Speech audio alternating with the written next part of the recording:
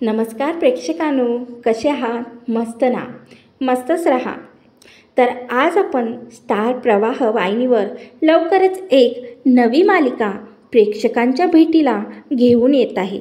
या नव्या मालिकेचे नाव नशीबवान असे आहे. आज दुपारी 12 वाजता या मालिकेचा प्रोमो प्रेक्षकांच्या भेटीला येणार आहे. मात्र त्या अगोदरच हा प्रोमो सोशल मीडियावर व्हायरल झाला होता. या प्रोमोमध्ये पाहायला मिळतं की मालिकेमध्ये खलनायकाची भूमिका साकारत असलेले अजय पुरकर यांचे नाव नागेश्वर घोरपडे असे आहे आणि ते जन्माष्टमीला श्रीकृष्णाची पूजा करताना दिसत आहे. तेव्हा पुजारी गुरुजी येतात आणि त्यांच्या कानामध्ये हळूच म्हणताना दिसतात, पत्रिकेप्रमाणे तुमच्या नशिबाचे फासे आता उलटे पडायला सुरुवात झाली आहे. हे सगळं ज्याचं आहे त्याच्याकडे आता जाणार आहे.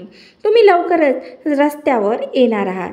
नागेश्वर घोरपडे हा गडगंज श्रीमंत दाखवलेला आहे. मात्र त्याची ही सर्व संपत्ती मालिकेच्या नायिकेची म्हणजे गिरिजाच्या आईवडिलाची असते. ती नागेश्वर बळकवलेली असते.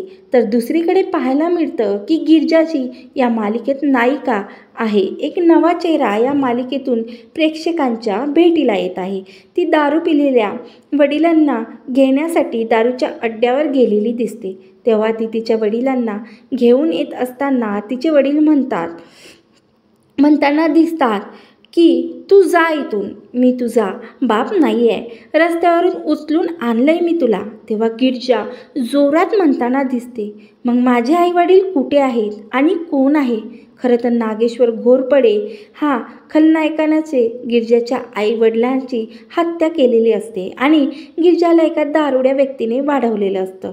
पुढे नागेश्वर घोरपडे हा गुरुजींना म्हणताना दिसतो, जिथे आईबापाला मी गाड केलं तिथे पोरीचं काय भीषण आहे.